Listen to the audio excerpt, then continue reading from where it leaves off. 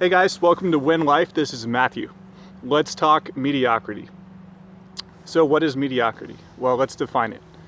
Mediocrity is the quality of being average or ordinary. Does that help us? Maybe it does, but let me give you a story that might help you more. So I am in my mid-20s. When I was a very young teenager, maybe around the age of 10, I was in California with my uncle. I'll call him Uncle Tim. And so Uncle Tim, me, my brother, and my dad, we all piled into my uncle's Porsche Boxster, pretty small car, like a Volkswagen Beetle. So we've got 5 grown men in this tiny Porsche, and we're headed toward like a Dave & Buster's, just a fun place to go hang out.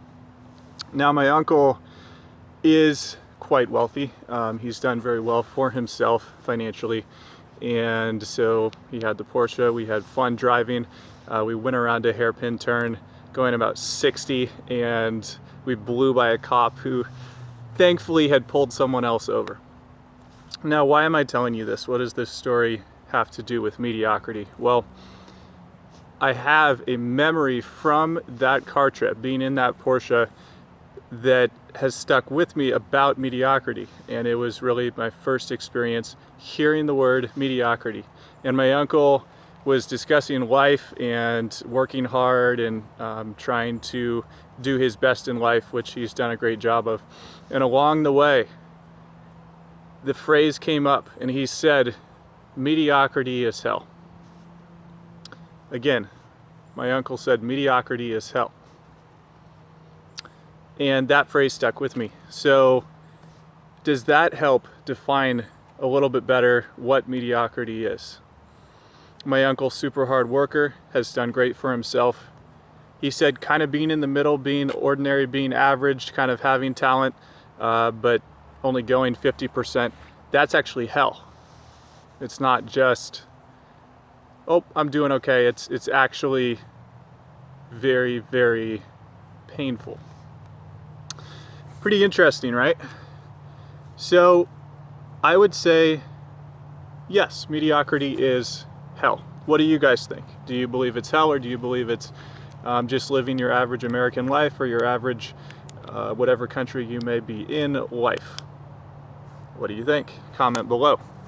I would say mediocrity is a form of loss and pain that can be sort of typified and categorized into a sort of quasi hell that you could place yourself into. What is mediocrity? Let's keep defining it, right? It is being afraid to ask a girl out. You're not quite sure. It is being on top of a fence and standing up there for hours and staying up there because you're afraid to get down either to the left or to the right. Indecisiveness. It is not going on that roller coaster that your friends were begging you to go on. It is missing a good friend's wedding. What do all of those experiences have in common? What do they? I think they have in common a certain amount of angst for what could have been, right? So if you're standing on top of a fence, if you stay standing on top of that fence, you're gonna jack up your balls or your other various genitalia at some point in time if you do not decide to get down to the left or the right.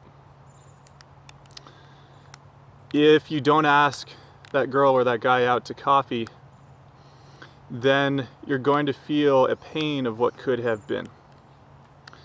If you don't go on that roller coaster, even though you knew it was safe, right? You'll feel that angst of what could have been, but what wasn't.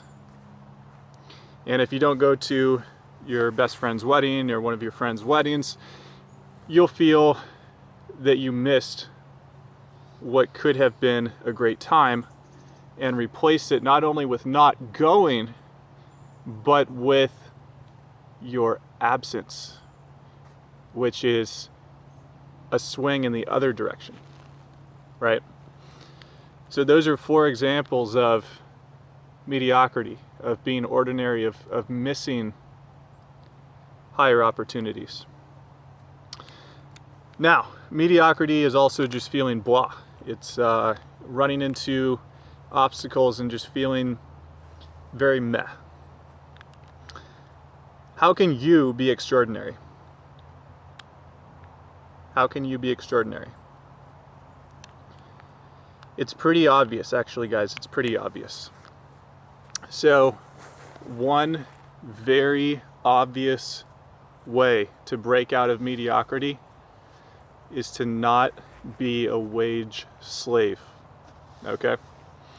So this is one of the most obvious examples, one of the most obvious ways for you to break the chains of mediocrity. You probably work a 9-to-5. If you are between 18 and 60 years old, you probably work a 9-to-5. You probably are being told what to do, when to show up to work, when you can eat lunch, how many hours you get off for vacation, when you can go home, etc. And you perform well in that structure, right? You do a good job of being told what to do and doing it.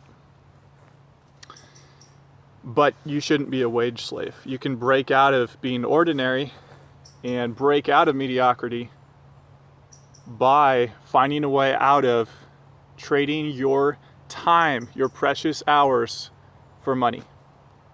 So you've got to break that entrapping process that truly takes out most of humanity.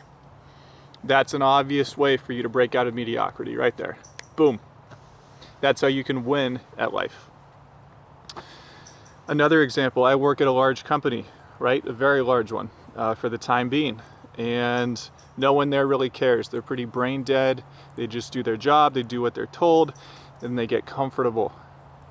Don't get comfortable at your 9-to-5, okay? Don't get comfortable.